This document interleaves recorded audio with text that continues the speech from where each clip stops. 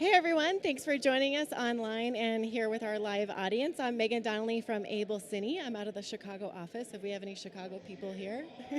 I'm lucky to have a really talented group in front of me. I'm really excited about this panel. This panel is going to be covering pretty much everything surrounding modern lenses and everything in between. So let me introduce you to my panelists and we'll go ahead and get started. So we have Sandra de Silva de la Torre over here. She's a cinematographer that does narrative documentaries and commercials, primarily working out of Mexico, but also does a lot of international travel. So we'll get a lot of international perspective from Sandra. Next to Sandra, I have Matthew Duclos from Duclos Lenses, project manager. Next to Matthew, I have David Klein, ASC, whose most recent project is Homeland, but it's also known for True Blood. And I know I wrote Kevin Smith films like Red State and Chasing Amy that I know we'll touch on. This is true? Okay. Next to David, I have Dominik Mainl, first camera assistant, first AC. Works with David a lot and also worked on Homeland, True Blood, and Dexter. I highlighted Dexter. Dexter, all right. I also have James Whitaker here with me as well, who is also a DP, most recently shot Amazon's Patriot television series, and also Thank You for Smoking was one that I noted that I wanted to mention. So thank you, panelists, for joining me here today. So this panel is going to cover all of the current trends of lens technologies is what we want to focus on, but we can cover new trends, old trends, things that you guys look for in lenses. So I wrote down a couple of trends that I want to touch on. We'll touch on smart technology, eye technology for lenses. How much are we seeing that play a role in our lens choices? Large format, meaning wider lenses. I think this year especially has a theme of lenses at NAB. If you guys have had a chance to walk around, every year NAB kind of has a theme or a motif, and I think this one is lenses. So we picked the perfect panel to talk about. And we'll also talk about use of anamorphic and versatility. I'm seeing a lot of adapters and modifications for lenses, so you can use them in different ways. And someone actually said to me today that you should date the camera and marry the lens. So I thought that was a good. I was working on an opening joke, and that's my joke. So, okay. I like that one. Just to get started, I wanted to kind of walk down the panelists and have them tell me a little bit more about them. And just as an icebreaker, tell me what your first job in the film business was. Sandra, you start. Good afternoon. My first job, I was a PA on a commercial in Mexico. I think it was my first job. And I had to carry heavy cameras just to get in because the producer didn't want to. Because I couldn't carry anything. But Right. I was ready to go up a supply. And I liked it. That was my first job. Nice. Matt, how about you? My first job was what I'm doing still. I haven't done anything but what I do. I've always done lenses. Technically, maybe not legally, but technically I started when I was about sometime between 10 and 11, working with my father, just sorting screws, cleaning glass, really basic stuff in the summer, out of school, and never stopped, just kept going. Nice. David, how about you? Well, first, I have to ask you a question. Am I allowed to curse? No. No. I'm expected to? Yeah. Okay, great. And next question, paid or unpaid first job? Oh, that's a good question. Let's do paid. Paid. My first paid job was actually shooting the movie Clerks right out of film school. That was your first job. That was. Were you nervous about that? No, there were only 3 of us. There was nothing to be nervous about. We didn't think anybody'd ever fucking see it. Sorry, that was a little quick for that one. But no, we weren't nervous until we started, taking it around, and it ended up going to, Sundance and some of the festivals. So. Right. That's a good first job. I like that one. Okay. Did that ever get released? Has anyone seen it? Yeah. I didn't even read the script. All right, Dominik, how about you? All right, my first paid job was a German soap opera shooting in Nice. Germany. I was, 19 years old, interning and wrangling cables, and I got yelled at because I was screwing up all day long. It was pretty fun. And he said, this is for me. Awesome. James, how about you? My first job was working on a Spice One music video in 1994 as a PA that then let me meet a first AC that then took me on to about 2 years of Roger Corman movies, which was nice. really interesting stuff. That's great. Okay, we'll hear a lot Did more you work about on those. Black Scorpion? I did not. Those are my 2 days. Leprechaun 4. Oh. No, I'm kidding. Was that Leppy in the Hood? Okay, so I know we'll delve much more into all those projects. But as an overall, for all of you, one question I have that we'll continue to talk about throughout this panel here is, I hear a lot, I'm a DP myself, and so I hear a lot of people ask, what's your style as a DP? What's your style? And so I was thinking, how do you feel that lenses affect that style? Or what's something that maybe you look for in a lens that you feel, you can bring style to a project? And that's kind of a group question. Anyone can chime in. Is there something that you look for and always have with you, or is it every project is different? Well, I think every project is different. I mean, you read a script and then you talk to the director and then you come with an idea and you look for references and then it becomes alive once you're on set. And for that, you have to make some tests on lenses to see which one is the best to adapt to your ideas. I would definitely say everybody on this panel except for me is qualified to answer that.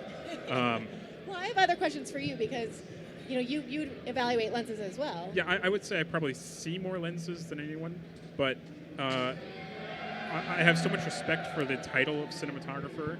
I would never claim to be a cinematographer, and that question is definitely, it's like asking somebody what their favorite ice cream is. It's such a personal preference. Everybody has their style. Everyone has their particular look, and there is no wrong answer. It's just preference. Yeah. I'd like to add to that. Yeah, go ahead. Yeah, going along with what Sandra said, it always starts with the script, right? It always starts with however you connect to whatever you're reading. And you might have a certain set of lenses that you absolutely love and would love to turn back to time and time again. You may do that hundreds of times. But there's so much interesting glass out there that's each characteristic has something that can bring something completely different to the table. So I think at the beginning of every project, you kind of start from scratch, in a way.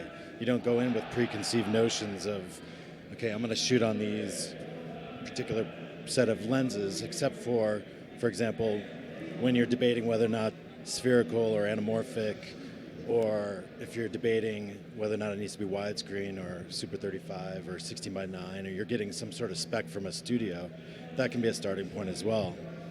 Yeah, like that. Can anybody hear us, by the way? Yeah, your audience can hear us, right? Can you hear us? Okay. All right, great.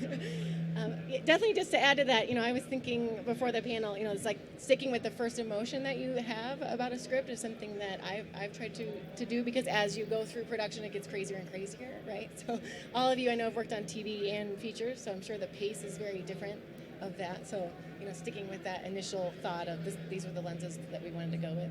And a couple of you brought up, working with a director, and I just kind of wanted to hear a couple different responses to how involved are directors that you work with that discussion about lens choices? And that could be a general question. Go ahead. Every director is different, and some directors are can be very, very specific about, I like a 75 for my close-ups and that sort of thing. Right. And then there's, I've done a lot of work with Kevin Smith, and he, like a lot of other directors, leaves the technical side of that up to me, and we'll be setting up a shot. And he'll say, "What should we put up?" And I'll say, "Show me your hands." And he'll do. I said, "Well, put a 50 up then." Right. And it was always that kind of thing. So visual reference. Yeah. Visual reference, but he's also not that interested in the details like that. He knows what he likes, and he knows that he likes this focal length more so than some of the others, or whatever that is. Right. But the specifics like that doesn't need to worry about. That's why he's got me. Right. Well, I always think of, it helps to have a brain that's half technical and half creative. Not that that's the exact percentage, but, you can bring that to the table. So, Matt, one of my questions for you is, I know you work with cinematographers. They come in and do they talk to you about, what they're looking for out of a lens, or, what kind of crazy requests do you have come in? So a lot of the times we do get that. If somebody's starting up a project, and more often than not for me, when a customer is looking for a lens solution, it's less on the artistic side, more on the technical side. So they'll give me their specifications, the sensor size they're shooting with, the aperture they're going to need, run down the list. Yeah, sometimes it's governed by size and weight, but it's usually more technical when they sort of give me a parameter and I say, okay, here's your list of qualifying lenses. But we do get a lot of really, really odd requests from time to time. Just people that want to mess up lenses in ways that nobody would ever want to do to get something unique. Everybody wants a distinct look. Anyone can go out and buy any of the lenses that are on the market, but to get something different requires a little bit of guts. You really have to put yourself out there, and money, obviously. Right. Well, I think definitely we're seeing, even at the show here, a lot of trends towards changing the optical fronts of lenses and rear elements of lenses. So I'm sure a lot of you can speak to that too. If you find you can use one lens and it be very versatile, right? David, do you have an example? Maybe I'm thinking of your with Red State, perhaps, because I know you shot a lot of that on DSLR and C300s, or what did you No, use? the C300 wasn't out yet. The Red State we shot on the Red 1 Nice. just shortly after they had gone Mysterium sensor. Okay. And it was all Cooke Series 4 primes. Okay. We used a 7D for some of the, for its size, for some of the really hectic and a lot of the handheld work, and also the body cams. Right. But those lenses I had kind of fallen in love with, and with film, and I thought they were beautiful lenses at like a 2 1/3, 2 1/2. They were kind of brilliant on film. And then as we started going digital, I actually didn't think they were sharp enough anymore. And so when I inherited Homeland, I inherited a camera package which was Alexa's, Cooke Series 4s, and Optimo zooms. And slowly, that first season I was there was the first time I was introduced to these Canon, their Cine zooms. And as soon as I tested them, I replaced all the Optimos with the Canons. And then slowly over the next 2 seasons after that, we swapped out the primes for the Canon Cine primes that Matthew actually ripped the back off of and put PL mounts on. That's one way of putting it. I like saying rip the back off of. I know you're delicate, but I like saying ripped. He ripped that fucker off.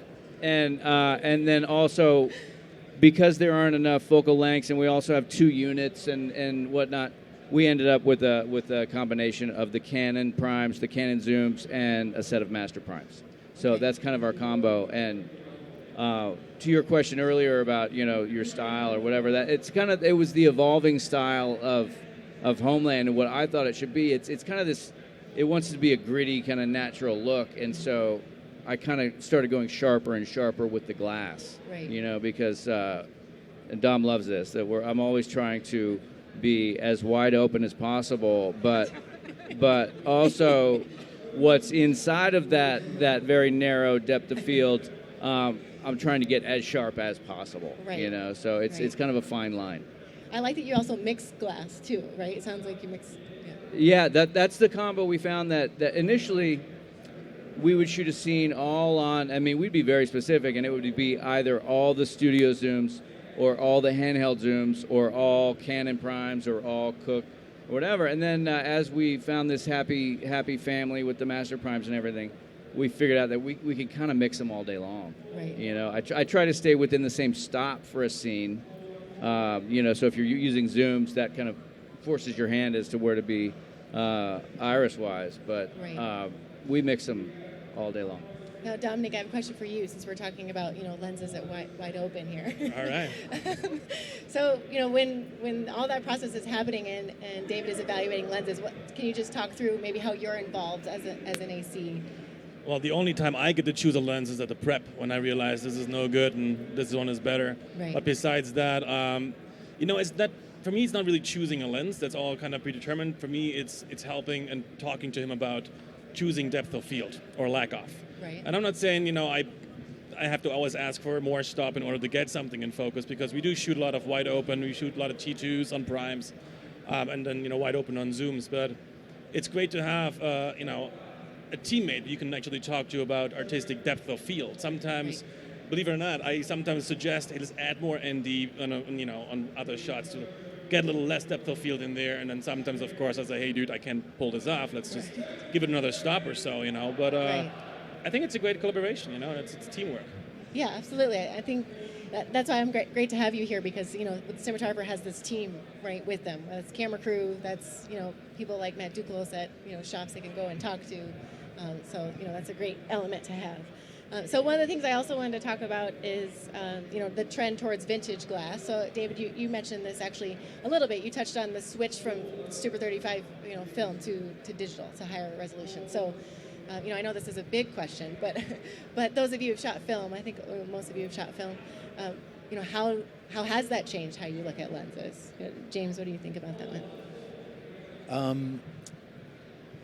I think a lot of the lenses have some of the same characteristics, obviously, but film was sometimes softer than digital is now. It has like a complete softness to it at times. So sometimes you want sharper lenses and sometimes you want softer lenses. So again, it goes back to the script idea. It's like, what are we going to do for this? And I find now that there are great combinations. I love Alexa with Cook S4s. I think it's a great, beautiful combination. Some things are too sharp. And yeah, there is a big move toward vintage glass because everybody's trying to knock the edge off of it. So, I bought a set of Super Baltars, so and I use them and I mix them sometimes within scenes.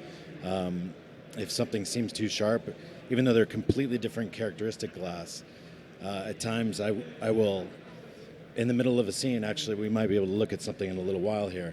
You'll see that I just throw a Kawa spherical lens right in the middle of a scene because I'm looking for an interesting lens flare and a little bit more of something that tells a little bit more about where this character's at emotionally too.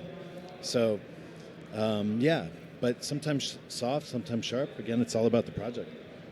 I do have to slightly respectfully disagree with James just on one point because I actually don't think that film was ever softer than digital. I think digital's a lot softer than film was, but it's cleaner. So it really appears sharper. It's just cleaner because there's no grain. And you can't really step on it like we used to step on film and force process and do all this stuff that added softness and grain and all this stuff. So he's absolutely right that sometimes you want to be super sharp and sometimes you don't. But I think that the things that you do want sharp, the eyes being in focus and that sort of thing, when you want it there, I think you need it there. Right, exactly. I think film is just more forgiving overall. You see it as like either higher contrast or something on digital. You see it, if you're out of focus, it's quickly noticeable, you're out.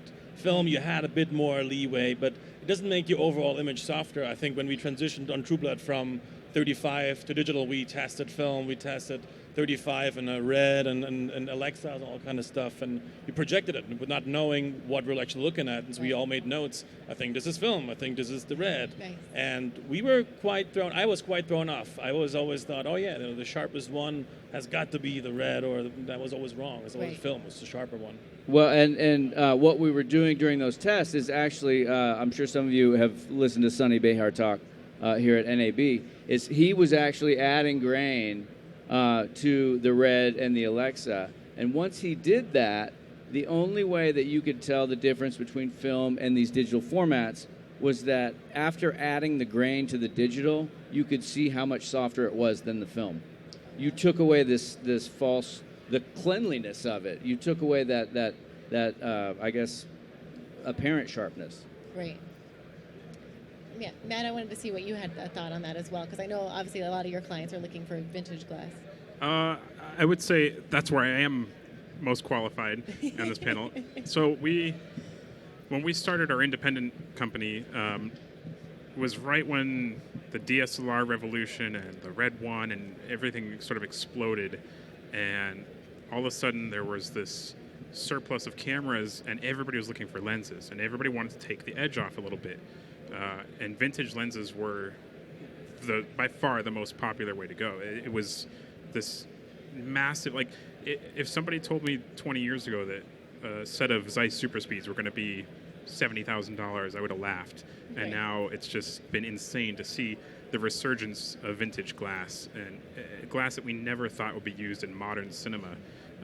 We've had so many projects before it was the thing to do, where DPs would come to us and say, look, I've got my grandfather's vintage Bausch & Lombs, can you PL mount them, tweak them, clean them up a little bit? And it's been amazing for us in terms of servicing lenses. We've just seen everything you can imagine come through our doors. And it really has been phenomenal. I never would have guessed it would have been that powerful. Having, you can't even imagine how many cameras have come and gone, camera models, Canon alone, Sony, it refreshes every 6 months. Right. But we're seeing these lenses that are 75 years old that are still perfectly usable. So it's like somebody, I forget who was saying it. I think you said it, the starting thing about you date the camera, you marry the glass. It really, I hadn't heard that before, but I'm going to use that again, I promise. I'm going to use it like it's my own, Okay, actually. there you go, yeah. Like I made that shit up. I wrote that. I just did. So. Sandra, how about you? What type of lenses do you find yourself using most recently? I kind of use a little bit of everything. That depends on the budget of the project as well. Sometimes I use from Rockinon, which are kind of cheap lenses for productions like documentary stuff. I've used Ingenues, I've used Master Primes, I've used vintage lenses as well. I did a stop motion animation a few years ago, and all the lenses were were Nikon from the 70s. And it was amazing because they were adapted for the stop motion, and there was no other way to have done it without vintage lenses, because otherwise, like, normal lenses will have flicker and done really weird things on the stop motion. But I really like it. Right. And you mentioned a word that we have to touch on, which is budget. Right. I know we all work on a big range of budgets, but sometimes people ask, well, how do I get a production to use a better camera? Or sometimes I say maybe look at better lenses, right, or different lenses. So I know a lot of you work on the high end, the low end, independent projects, but how is that type of argument had? Or do you ever have to have a discussion with a producer and say, I need this specific specialty lens for this shot? Well, yeah, it's always about picking your battles, right? So, for Patriot, for example, we primarily shot with Cook S4s and Optimos. We also use some, like I said before, some vintage lenses mixed within it. But we also, episodes 2 through 8 have a 5-minute standalone, almost like a short film that tell a little bit of backstory one way or another, whether it's a flashback or whether it's, just a piece of history in there. So we shot all of those on Kawa anamorphic lenses. But within a schedule, you can't just get those for 2 days and then schedule to do all that work within 2 days. Right. So it became a battle of okay, so we're going to use S4s. This is good. Yes, you can do the opening sequences in anamorphic, but there's a lot of extremely expensive anamorphic lenses out there. So I happen to love Kawa anamorphics. They're crazy and distorted, but that worked really well for our story. That was the good news. We tested a lot of other things that would have been interesting too, but would have been cost prohibitive. Right, yeah, exactly. I wanted to delve into Patriot just a minute here, because Patriot, if you've seen it, goes between spherical and anamorphic, which I know you had to do between Arri RAW and ProRes as well. So you were switching formats as well as spherical, anamorphic, and lenses. So maybe you just touch on, how that kind of came about, or how did that idea develop that you would have these different moments with different looks? Well, I think I did just a little bit now, but it really just came from the idea that we wanted there to be almost like standalone short films at the beginning of each episode that would catch people's eyes, and they would really stand out and be different. And then it goes to title sequence, and then the regular show kind of starts. But we ended up shooting Arri RAW for the anamorphic stuff, and a battle that I won, which was great during pre-production, was that it originally was supposed to be a 4K capture show, so it came up that we were going to need to shoot either Red or Panasonic or Sony, but we went kind of quickly with Amazon and moved quickly because I really wanted to shoot Alexa, and through just a couple of short conversations and a quick little test, I was able to get to the bottom of what it really was for Amazon. And for Amazon, it's actually not 4K capture they're looking for 4K delivery. So we were able to shoot 3.2K ProRes and then upres it to 4K. Nice. I was just going to touch on Amazon as well. I know Homeland's Showtime, Right. So I was thinking, do those types of networks, I'm assuming they do, but do they lend you to have more creative input than if it was a broadcast TV? Like how much that has changed the way we view TV now? Has that changed how involved you can be? I think, it's been a while since I've done a network thing. The last network thing I did was Pushing Daisies, where there were a lot of opinions about what we did, and we had a lot of creative freedom, but there were a lot of opinions. When I started Homeland, and True Blood, I was pretty much free to do. I was left to my own devices, and so got in trouble a lot for being too dark. And as I said, these vampires come out at night, right? But when I started Homeland, I sat down with Alex Gonza, the showrunner, and I asked him, who do I answer to in terms of the look of the show, and because he had said to me, look, we like the look of the show, but we hired you for a reason, so do your own thing, which I did. But I asked him, who do I answer to in terms of the look of the show and the lighting? And he just looked at me and he said, you answer to yourself.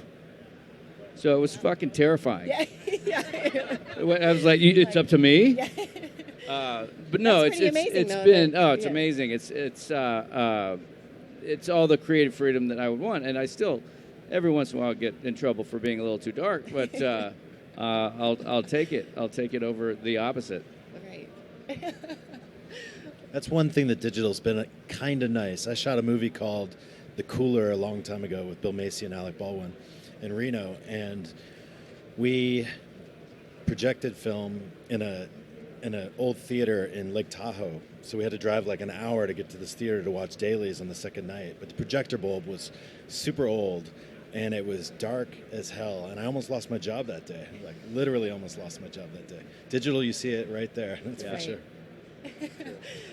That made me just think of kind of maybe a funny question to say. You just said I got in trouble a lot for that. What's something that maybe you've gotten in trouble a lot for? Is it darker images or?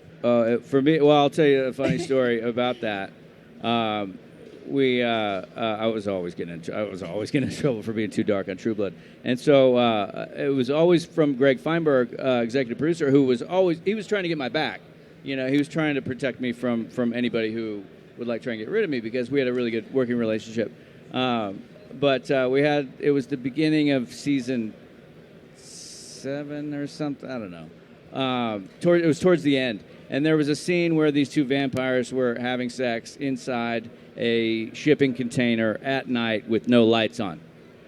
And so, where's the light coming from? And so you do movie dark, and it's a lot of soft ambient light. And Brian Buckner, the writer, he goes, "Where's the?" He was making fun of me, and he goes, "Hey, Dave, where's all that light coming from?" And I said, "Well, Bucky, it's bouncing off a memo from Greg Feinberg."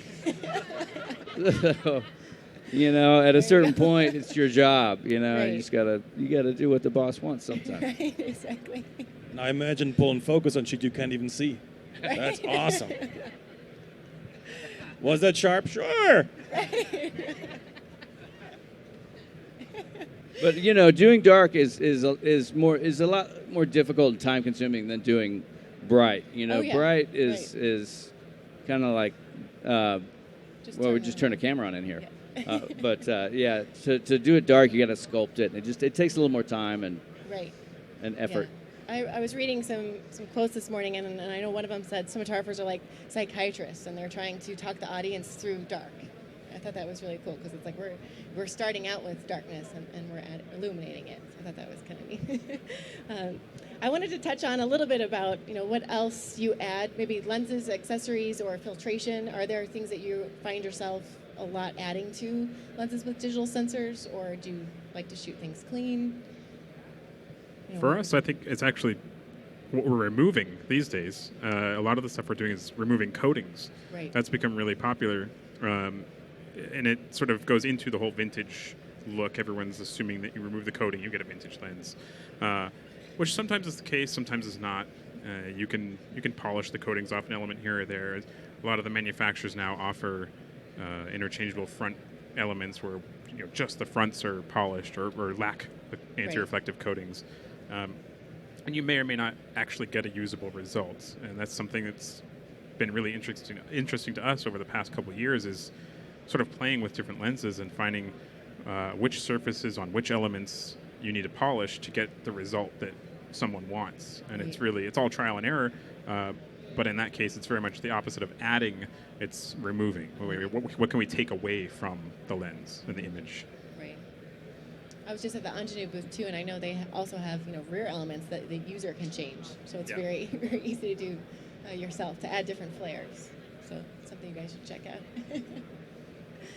Sandra, I just wanted to hear for a moment from you about your perspective with, shooting in Mexico and European. What type of trends are you seeing, and what people are looking for with content? It's really interesting shooting in both countries. Like, I shoot a lot in London, so and I have shot also in Switzerland. And shooting, it's really nice to have that coming and going from the two countries. The lights in both countries are really different. I mean, in London it's really soft. It's almost always gray. The feeling of the light is really different. And in Mexico it's really sharp, really tough, and the contamination that we have also makes the colors of the sky look in a different tint. So it's always nice to experiment between the two countries and the things I can do with the different filters I can use to get different things for the sky, and it's really interesting. I really like it. Two different ways of working as well, because health and safety in London is really tight. In Mexico, it's a little bit of a mess.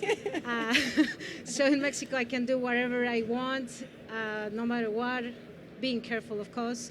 And in London, we have to follow procedures all the time, so it's kind of really nice to follow those worlds. Right, yeah, absolutely. Another thing I've been thinking about too is just the way that everyone is viewing, all of this content that we're creating is so different than it was, not that long ago. So, Instagram, and we've got YouTube, obviously, live streaming. We have, still feature films. We have Hulu and Netflix. And has any of that type of, the way that people see your content, does that influence you at all in certain projects?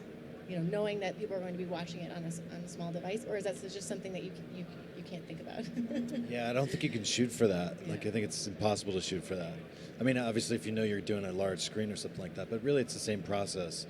But, when people say to me, sometimes a producer will say to you, in a snarky way, hey, somebody's going to watch this on their iPhone. What are you doing taking so long?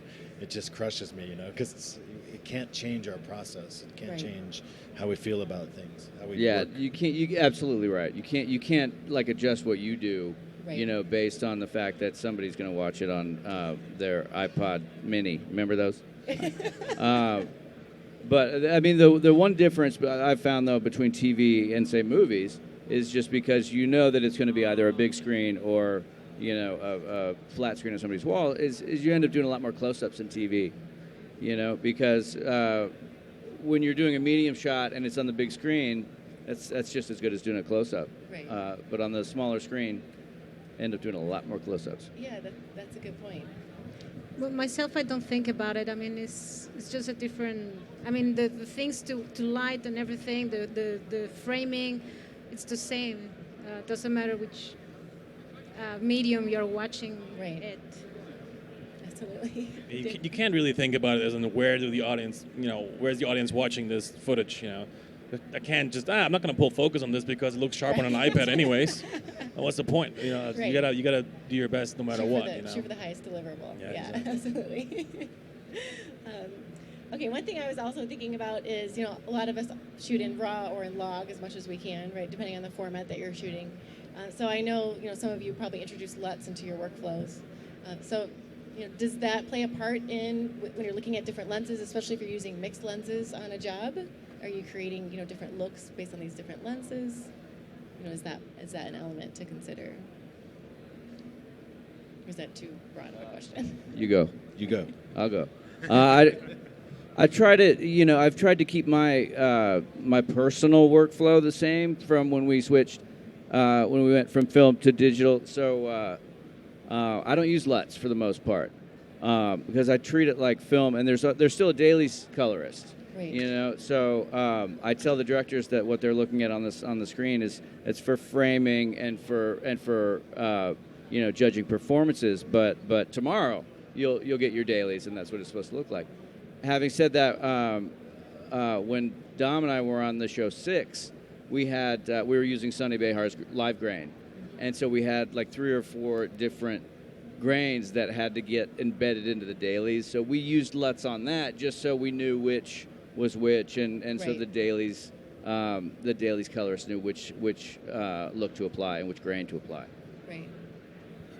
James, what do you think?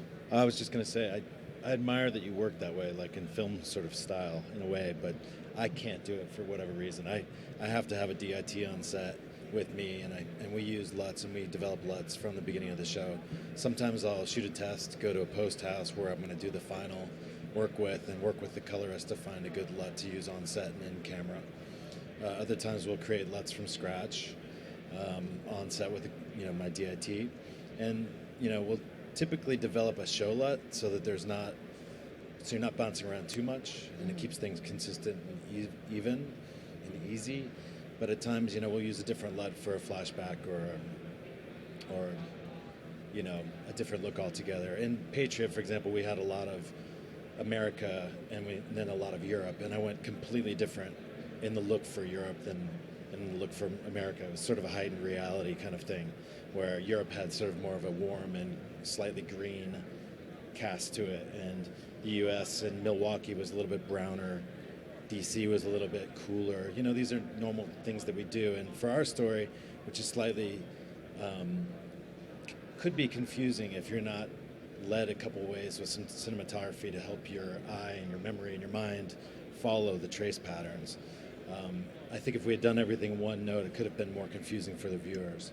So yeah, I use LUTs a fair amount. Now, when you use LUTs, do you upload them in camera and then downstream everything to all the monitors, or you just choose the LUTs to be on the Video Village and your monitor and everything else is clean out there? We usually feed it from the DIT back through the camera, back through the camera and then to the entire, whoever has a monitor on set. Gotcha. Will see the colored image how I want it to look at that moment. So, and I have to say, in some ways, it makes me move faster in lighting because I can see how much closer I am to the final product. And other times it can be like, if I just, you can do little kind of cheats, that wall is, if you're doing a night exterior where you want it to be darker, you can do, you could have your DIT throw up a quick window for you, and, let's not take the time to put a giant flag on that light and things like that. Some of that stuff you can do without needing a DIT, but these are just examples how you might use it. It's dangerous too, though, because you have to. That's true. I mean, if I didn't have a dailies colorist, I'd have either a DIT or a very specific LUT or both, because if you don't give your directors and your producers something in dailies that is very close to how you want it to look later, then you're going to be stuck with whatever it is in dailies, because they'll fall in love with it, and then you can't change it later. Right. So you got your dailies. You got to get your dailies close. Right. I've heard that even with the commercials that agencies walk into a color room and they see log and they say, "Oh, this looks great." Yeah. Oh, we haven't even started yet. That was a fad for sure. Like it felt like 5 out of 6 commercials on TV were just log. Yeah, no, that painful. One of the first digital pictures I shot was with I got the cameras from you guys. The SDX 900. The standard def 24p. Yeah. And it was new to us all, and director fell in love with the look right out of the box, and so it basically was flat and green and gnarly in the end. It's dangerous. Sometimes the director stands next to me on set and looks at my monitor, and I don't like LUTs, on my monitor because I have to look for different things than you guys do. And, sometimes they come up, "Oh my God, what is this? This looks terrible. Dave. And then drama. Right. Some of the new cameras are making it so you can have, like the new Alexa SXT makes it so that you can have a different LUT for you. For example, if he doesn't want his LUT, he can get a Rec 709 feed or however you like it. Yeah, exactly. So it's just about how you work, different ways. That's why I was asking if you put everything in camera and downstream it, or if you just select monitors, which makes more sense, I we guess. don't typically go, import it into camera. We typically get the feed from the DIT. Right. But I will on occasion, like if I know that I'm going to be taking off, in a situation where there won't be DIT, it's more of a run and gun situation or something like that. We'll have a SD card with a LUT that I can pop in the camera just so I can have it with me. So I'm not looking at Rec 709, which I really hate looking at. Or, some of the cameras have some lower contrast now, LCC or other LUTs that are built into the camera. So since we're here at NAB too, I wanted to ask, all of you, what's something that you would wish someone would either make or design in a lens? Like, do you ever find yourself wishing there was this one thing, and it could be an accessory, or a focal length, or lighter weight, any edge to it? The funny thing is we talked about vintage lenses this entire time. What most of these jokers don't understand is that I'm the one having to deal with the lens itself. Right. So the amazing look and everything, all of a sudden you have a focus skill that goes from 4 feet to 6 feet to infinity. And you're like, what the hell is that? Right. And so there are a lot of times where I wish, there was, Matt, get busy rehousing lenses, please. We need really good housings on all this vintage glass. I do what I can, but the vintage stuff, TLS, if anybody's not familiar with True Lens Service in the UK, they do phenomenal rehousings. Yeah. And they solve just that problem because they use a cam system in their focus, so that focus scale is perfectly spaced all the way. You don't have 4 feet, 10 feet, infinity. It's, this nice even spacing. They do brilliant work. No, that's perfect. A lot of people forget about that. It's like the workflow on set, As beautiful as it is, it might now take that much longer because we have to map out the lenses. We have to, the front elements are different. Now we have to, mess with the matte boxes, make sure everything fits and is adaptable, or the pitch is different and throws everything off. So the some ergonomics. vintage lenses, you have to make sure that the remote focus doesn't tweak the lens too. Exactly. Sometimes just so old, you put a Motors motor are too on and powerful. exactly. Yeah, Yeah, some fun stuff. The vintage rehousing stuff, we get that request all the time from a wide range of cinematographers, and it usually, we've done a couple. We do some stuff here and there, sometimes remounting, like we did you guys with the Canon Primes. Both these guys were like our guinea pigs for, what was it, advanced field testing? Yeah, we were product test. Yeah. Field test number 1. So a lot of the times it'll end in something like that, just a simple remounting. And then the rest of the time it usually ends with someone saying, I have this list of requirements for my rehousing. And, I talked to some guys in China and they could do it for X dollars. Can you beat that? And we usually just say, no. That's not how it works. A proper rehousing, checking the boxes, like what Dominik was saying, that's usually cost prohibitive. So it's nice to see the manufacturers here at the show that are kind of stepping up to the plate. Cook's got their classic Pancros. Ingenue's doing those uncoated front and rears. Ingenue's always kind of had that vintage look anyway, so that's nice.